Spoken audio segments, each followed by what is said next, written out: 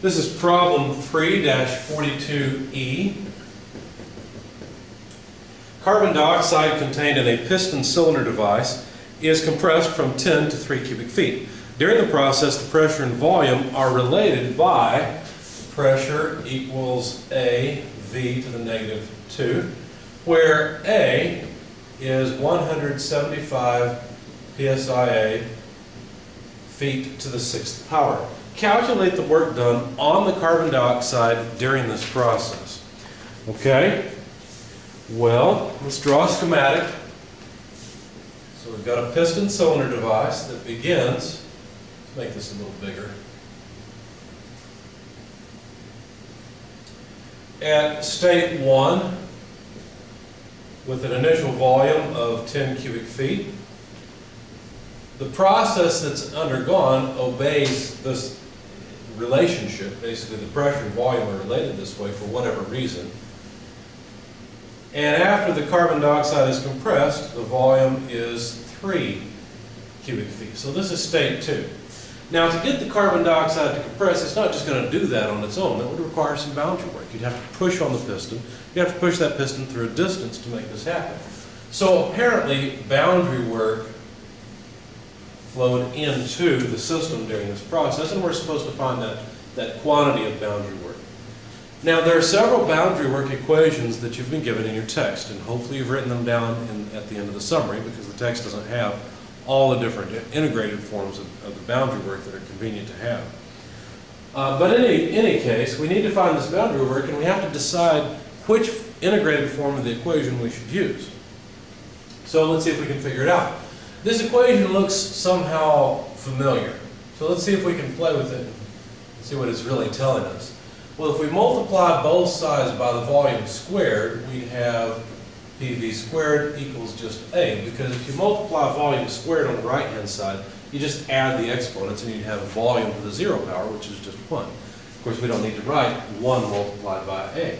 And so you might recognize this as a polytropic process, because look, a polytropic process obeys the equation PV to the n equals C. Well, A is just a constant, and n is equal to 2.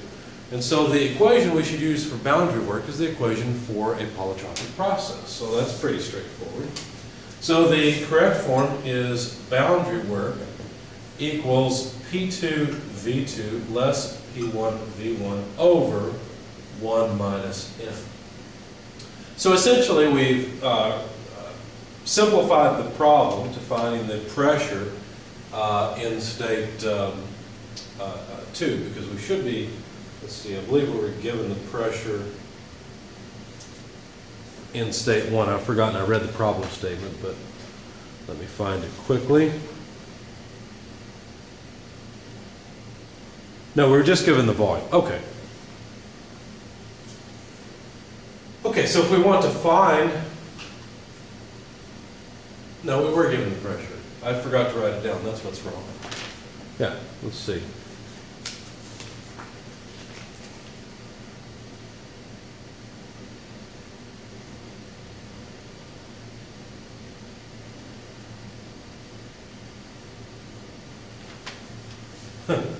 No, we weren't. I take it back again. We weren't given it. So how would we find it? Well, all we have to do is plug in the volume. There we go. We're given the volume. Okay, so we've got the constant and we've got the volume. So there we go. We can find the two pressures. Now,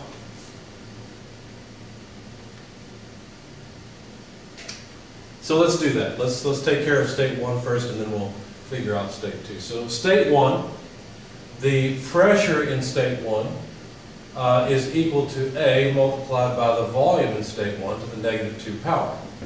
So that would be 175 psia feet to the 6th power divided by, because I could simply take the volume in state 1, put it in the denominator to the 2nd power, divided by 10 cubic feet squared. Okay? So the feet cubed squared would be feet to the 6th power, because you'd have to multiply the 2 by the 3. And that would cancel with the feet to the 6th power. So basically the pressure in state 1 simply comes out to 1.75 PSIA. For state 2, we could go through the same thing and calculate the pressure in state 2. Another way to do this, and I'll show you both, is to take the fact that A is just a constant and say, well, then the pressure in state 1 times the volume in state 1 squared must be equal to the pressure in state 2 times the volume in state 2 squared. And so the pressure in state 2 then is simply the pressure in state 1 multiplied by V1 over V2 quantity squared. So when you plug that in, let's see, the pressure in state 1, 1.75 PSIA, multiplied by V1, which is 10, divided by V2, which is 3. Of course, it's dimensionless because feet cubed over feet cubed would cancel. Then you find that the pressure in state 2 is just 19.44 PSIA. So now we have the pressure in both state 1 and state 2, and we can calculate the boundary work. So the boundary work, P2, 19.44 PSIA, multiplied by V2, which is 3 cubic feet, less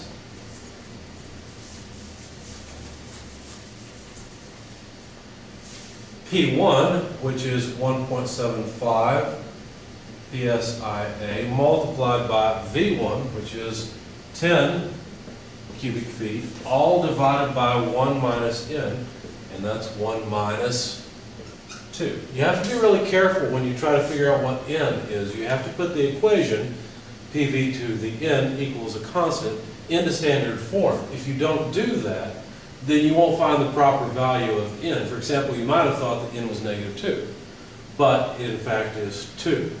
So plugging all this into your calculator, what you find is that the boundary work is negative 40.82 PSIA cubic feet. You might look at that and worry that you may have done something wrong because you have a negative number. Well, the boundary work equation, all the integrated forms and even the non-integrated form, have a sign assumption built into them. In other words, if work is going into the system, the assumption is that, well, let me back up.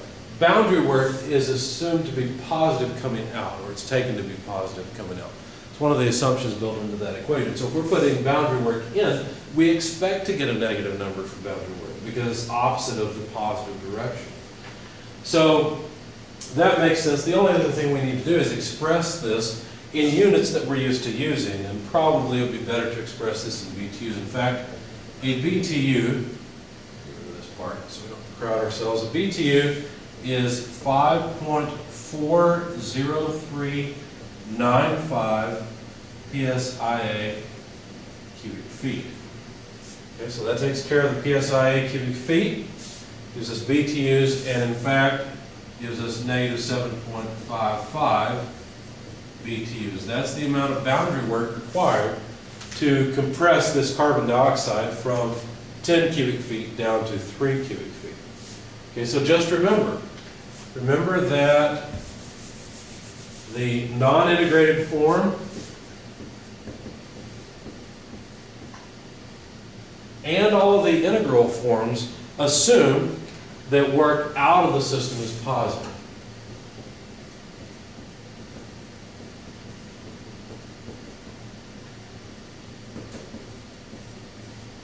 Okay? So in your book, at the end of the summary in chapter 3, where you're writing down the various integrated forms, this is one more note you should add so that you know all of those boundary work equations take work out to be positive.